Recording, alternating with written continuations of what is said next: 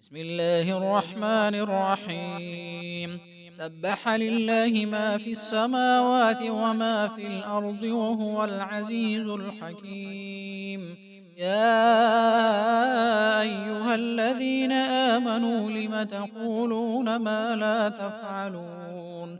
كبر مقتا عند الله أن تقولوا ما لا تفعلون. إن الله يحب الذين يقاتلون في سبيله صفا كأنهم بنيان مرصوص. وإذ قال موسى لقومه يا قوم لم تؤذونني وقد تعلمون أني رسول الله إليكم فلما زاغوا أزاغ الله قلوبهم والله لا يهدي القوم الفاسقين. وإذ قال عيسى ابن مريم يا بني إسرائيل إني رسول الله إليكم مصدقا لما بين يدي من التوراة ومبشرا برسول يأتي من بعد اسمه أحمد. فلما جاءهم بالبينات قالوا هذا سحر مبين. ومن أظلم ممن افترى على الله الكذب وهو يدعى إلى الإسلام والله لا يهدي القوم الظالمين. يريدون ليطفئوا نور الله بأفواههم والله متم نوره ولو كره الكافرون. هو الذي أرسل رسوله بالهدى ودين الحق ليظهره على الدين كله ولو كره المشركون. يا أيها الذين آمنوا هل أدلكم على تجارة تنجيكم من عذاب أليم تؤمنون بالله ورسوله وتجاهدون في سبيل الله بأموالكم وأنفسكم ذلكم خير لكم إن كنتم تعلمون. يغفر لكم ذنوبكم ويدخلكم جنات تجري من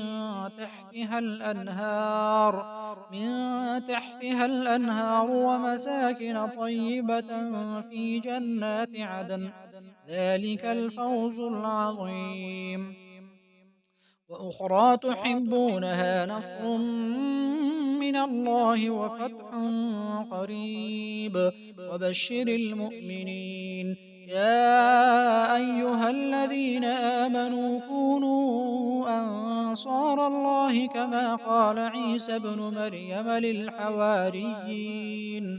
للحواريين من أنصاري إلى الله؟ قال الحواريون نحن أنصار الله فآمنت طائفة من بني إسرائيل وكفرت طائفة فأيدنا الذين آمنوا على عدوهم فأصبحوا ظاهرين.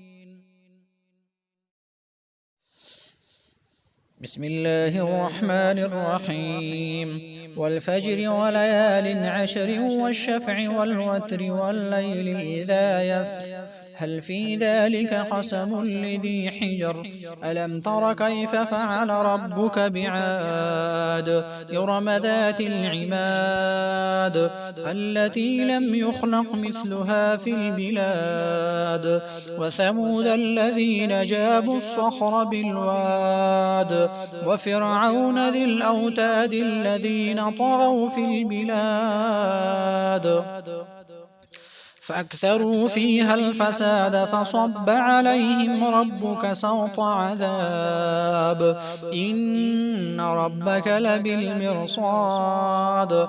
فأما الإنسان إذا ما ابتلاه ربه فأكرمه ونعمه فيقول ربي أكرمن وأما إذا ما ابتلاه فقدر عليه رزقه فيقول ربي أهانن كلا بل لا تكرمون اليتيم ولا تحاضون على طعام المسكين وتأكلون التراث أكلا لما وتحبون المال حبا جما كلا إذا دكت الأرض دكا دكا وجاء ربك والملك صفا صفا وجيء يومئذ بجهنم يومئذ يتذكر الإنسان وأنى له الذكرى